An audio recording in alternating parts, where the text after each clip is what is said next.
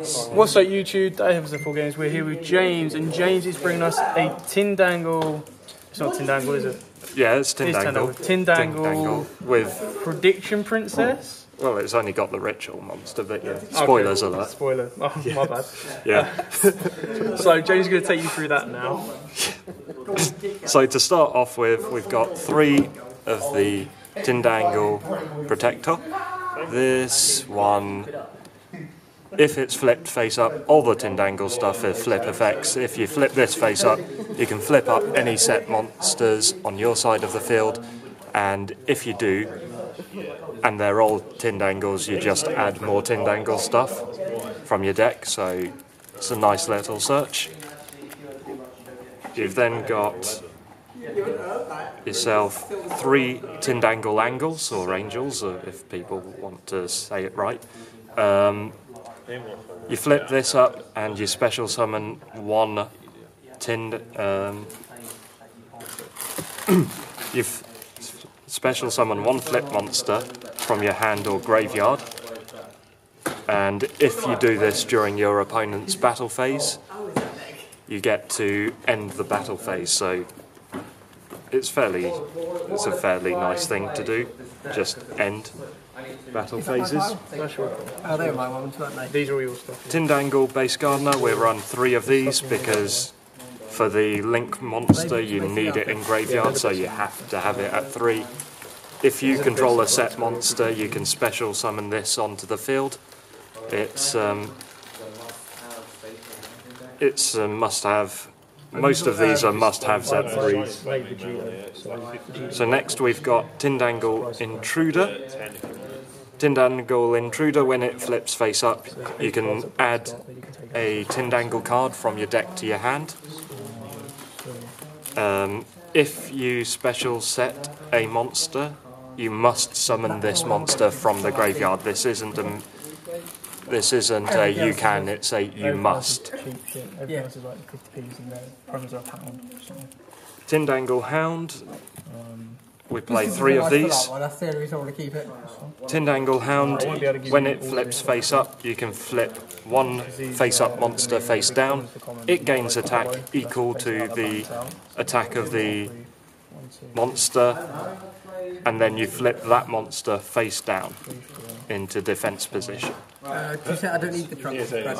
It's got a passive effect of if a monster on your opponent's side is a link monster, etc., and if it's linked to another monster, it loses 1,000. There was some confusion today, but it does affect the monster the link monster is pointing to, as well as the link monster itself. Next we run 3 Prediction Princess Taratori,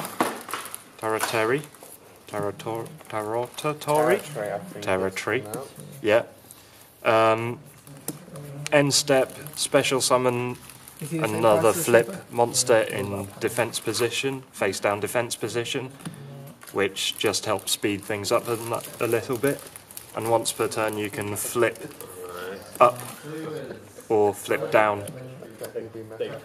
Flip up or flip down 1 card on the field. So your opponent declares battle phase, you flip angle up, angle not only summons but then ends the battle phase. We've run 2 Apprentice Pipers because it's a flip monster, and just spamming out more monsters is a fairly fun thing to do. Spam all the monsters. We then have 3 Spirit of the Forewind. This will again add flip monsters from your deck to your hand.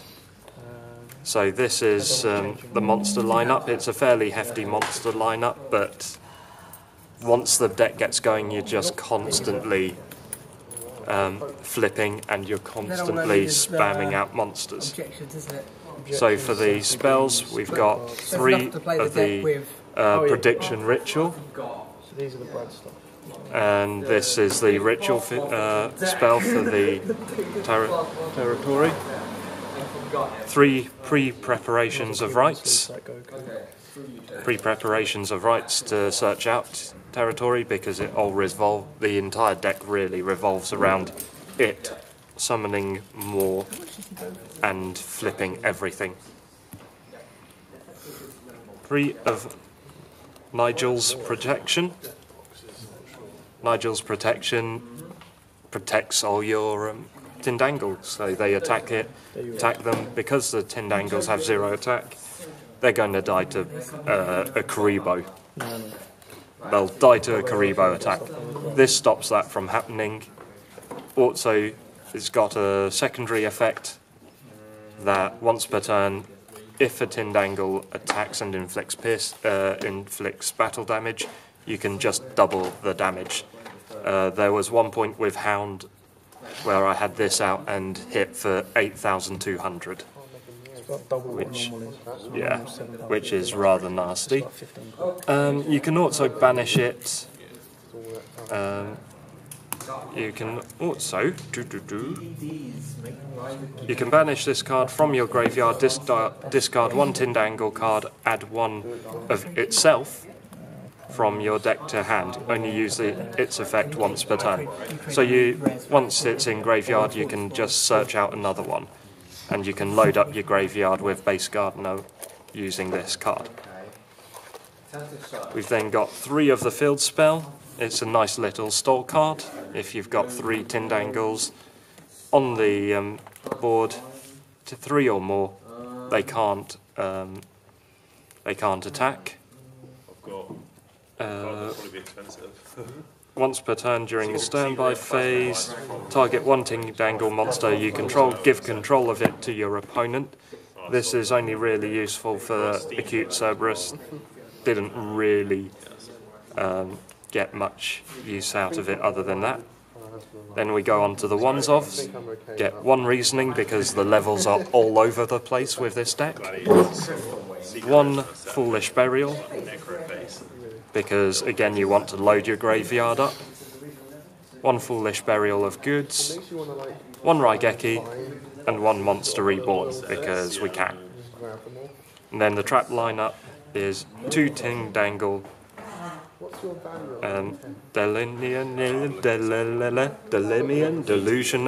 Delusionals, yeah, and 1 Call of the Archfiend. So the Delusionals, if you've got 3 Tindangles in graveyard with different names, destroy the attacking monster if a monster's attacking, and if you do special summon, then you special summon Blink the monster. Yay! You can also banish it from your graveyard. Target 3 Tindangles with different names. You've got to have nothing in your extra deck zone, and you spam out 3 Tindangles.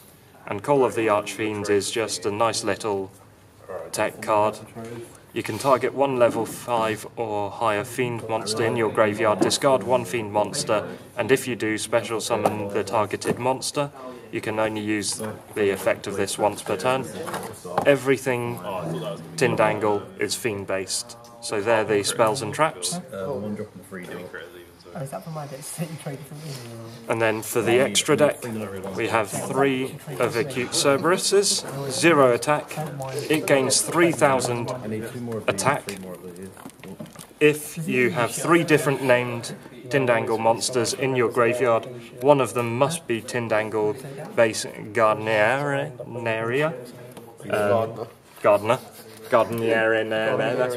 I'll just keep messing up the names, it's fine.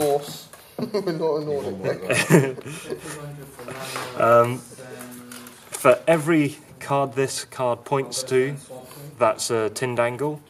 It gains 500 attack. This is where send 1 of your Tindangles to your opponent, so that you've got 1, 2, and 3.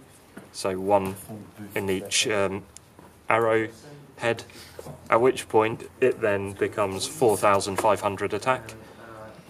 If it attacks and if it declares an attack at the end of the battle phase, special summon one Tindangle token.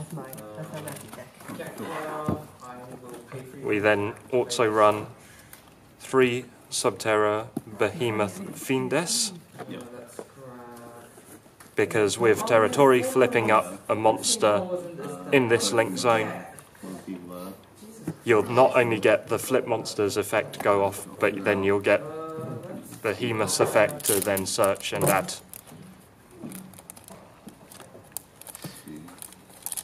Got 2 Underclock Takers, because it's a generic link 2, and reducing opponent monsters' attacks, especially with Nigel's protection out, we'll get more damage out that way. You know, good old Nigel. Yeah, good old Nigel. Nigel, looking out for us. And 1 Musketeering Archfiend, because everything Tindangle is Fiend type, so it's not that bad.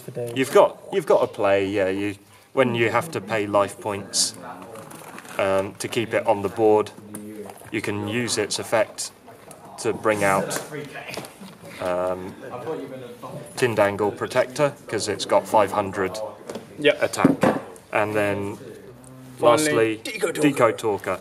I mean, this isn't a full extra deck at the moment, it's just something I'm playing around with, so we could look at probably things like, oh, I don't know, Borrelo Dragon maybe? Yeah, maybe we can the best spit, level 4, link 4. Yeah. Anyway, so that is it for James's Tindangle deck. You know, kind of an interesting deck, flip effects. They still, Konami is still trying to push flip monsters, but they never actually finished off Subterra, so, you know, hopefully we get Subterra Guru at some point soon, and even then you might even be able to mix Tindangles with Subterras. I'm not too sure myself, I haven't looked into it, but it might be a good idea. But thanks for watching. Don't forget to like, comment, subscribe, share. Till next time, guys, as always, Happy Dueling. What's up, YouTube? Thanks for watching that video. I hope you liked it. If you did, hit that like button. And of course, don't forget to hit that big red subscribe button in the bottom left-hand corner and the notification bell so you don't miss out on anything. We've got more deck profiles, duels, pack openings, and many more Yu-Gi-Oh! Videos coming up for you all year round. So don't forget to stay tuned for all of that. Thanks, and as always, guys, happy dueling.